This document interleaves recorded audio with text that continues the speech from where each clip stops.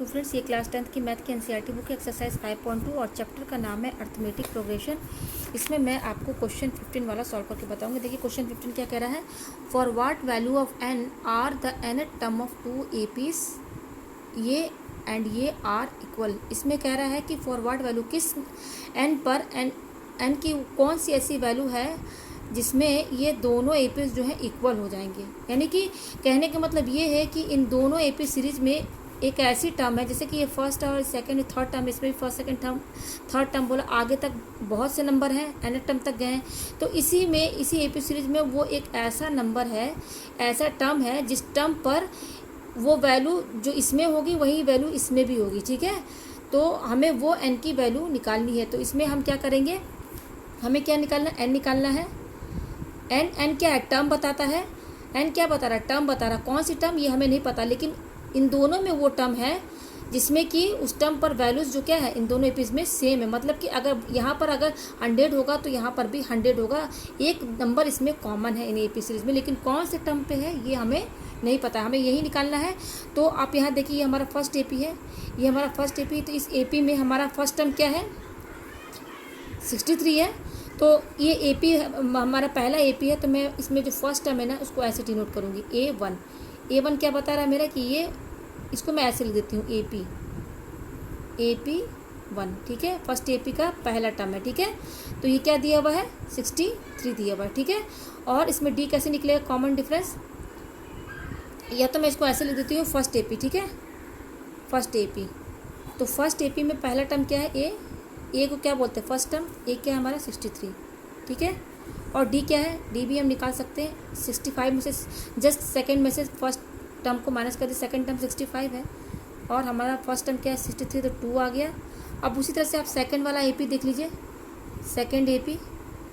तो second AP में first term क्या है 3 है, तो यहाँ पे ए क्या होगा हमारा 3 होगा।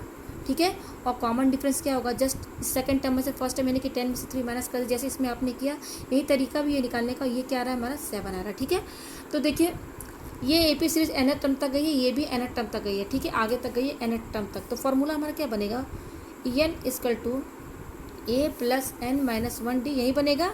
ठीक है, सिमिलरली इस सेकेंड वाला एपी है वो भी nth टर्म तक गया है, तो उसमें भी फॉर्मूला यही लगेगा A plus n minus 1D। तो क्या कह रहा है, दोनों एपीज इक्वल हैं, तो ये एन है तो इसको मैं AN डैश मान लेती हूँ। ठीक है, ठीक है, ताकि समझ में आए कि फर्स्ट एपी का है और ये सेकंड एपी का है। तो इसमें क्या बोला, AN इक्वल टू ये इक्वल है। ठीक है, मतलब ये इक्वल क्यों हम बोल रहे हैं, क्योंकि ये वही n की वैल्यू है जो कि उस n की वो टर्म है जिस पर ये इन दोनों एपीज की वो वैल्यू सेम है। ये बता रहा है उस n टर्म की वैल्यू AN जो कि सेम है, और सेकंड वाले जो एपीज है उसमें भी n टर्म के जो वैल्यू है वो सेम है। ठीक है, तो इसलिए इक्वल किया गया है। तो AN equal to AN dash हो गया। तो जस्ट AN की वैल्यू हमारी क्या है, इसका क्या है हमारा वैल्यू, AN का ये है, ये AN डैश है। ठीक है, देखिए मैंने बता दिया। तो पहले तो आप यहाँ वैल्यू रख दीजिए, A क्या है 63 रख दीजिए यहाँ पर, प्लस n हमें पता करना है। ठीक है, ये रहने दीजिए। D कितना आया है, 2 आया है। ठीक है, सिमिलरली यहाँ पर भी आप AN डैश का निकाल दीजिए। तो A कितना है 3 दिया हुआ है, प्लस n हमें निकालना है, और D कितना है 7 दिया हुआ है। तो AN equal to AN dash, तो AN की वैल्यू हमारी ये है, यहाँ पे लिख दीजिए आप 63 plus n minus 1 into 2 equal to AN dash क्या है हमारा 3 प्लस n माइनस 1 इंटू 7। ठीक है, हमारा ये है। तो इसको जस्ट ओपन कर लीजिए 63 प्लस, क्योंकि 2 मल्टीप्लाई में इसके साथ, तो 2 जब इस ब्रैकेट ओपन करेंगे तो 2 से ये दोनों नंबर मल्टीप्लाई होगा। तो 2 को पहले n से मल्टीप्लाई कीजिए 2n, फिर माइनस, फिर 2 को 1 से मल्टीप्लाई कीजिए 2 आ गया। सिमिलरली ये भी ऐसे कि 3 प्लस ये n माइनस 1 है, 7 मल्टीप्लाई में 7 से इन दोनों को मल्टीप्लाई करेंगे, तो 7 को n से मल्टीप्लाई कीजिए 7n, फिर माइनस 7 बन जाए 7। ठीक है, तो देखिए 63 और ये प्लस है और ये माइनस है, तो 63 में से 2 माइनस कीजिए तो ये 61 प्लस ये 2n यहीं पर रहेगा इक्वल टू। सिमिलरली इसको भी ऐसे कर दीजिए। तो ये क्या है 3 और ये क्या है +3 है, माइनस प्लस माइनस माइनस, 7 में से 3 गए क्या बचा 4, और क्योंकि बड़ा क्या है हमारा 7 नंबर बड़ा है 3 से, तो माइनस जो बड़ा नंबर है उसका साइन लगेगा, प्लस 7n। ठीक है, तो ये माइनस हमें n की वैल्यू चाहिए, तो आप क्या करेंगे, नंबर को एक साइड कर लीजिए और n वाली टर्म को दूसरी साइड कर लीजिए। तो ये 61 यहीं पे रखिए, जस्ट -4 है ना, इक्वल टू की इधर लेके आना है, 61 के पास लेके आना है, तो -4 है, इक्वल टू की इधर आएगा तो क्या हो जाएगा +4 हो जाएगा। ये 7n यहीं पर रहेगा। अब मैं जस्ट इस 2n को उठा करके इक्वल टू किधर लेकर आना है, +2n इक्वल टू किधर आएगा, +2n इक्वल टू किधर आएगा, जो क्या हो जाएगा -2n। तो ये क्या हो जाएगा, 7 में से 2 गया तो क्या बचा 5n, और ये क्या हो जाएगा 61 और 4 65, और ये हो जाएगा 5n।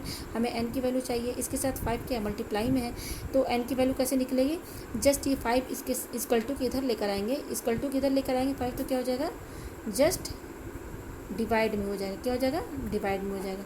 तो ये क्या आ जाएगा 5 1 5 5 3 15 n इक्वल टू 13। ये आपका क्या बता रहा है, इससे आपको क्या समझ में आ रहा है, यानी कि n इक्वल टू 13, यानी कि 13 टर्म पर, ये 2 सीरीज़ है ना, ये first second third fourth fifth six seventh eight, इस तरह से करते करते 13 टर्म पर जब आप जाएंगे ना, तो 13 ही टर्म है वो, कि 13 टर्म पर ही, इसमें भी आप 13 टर्म पर जब जाएंगे ना, तो 13 टर्म पे जो यहाँ पर जो वैल्यू होगी ना, वही यहाँ पर भी वैल्यू होगी 13 टर्म पर। यही वो n की वैल्यू है जिसमें दोनों एपी सीरीज जो है उनकी वैल्यू सेम रहेगी, ठीक है। n की 13 टर्म पर दोनों एपीज की वो वैल्यू सेम रहेगी, ठीक है। तो मुझे उम्मीद है आपको ये क्वेश्चन समझ में आ गया होगा। Thank you.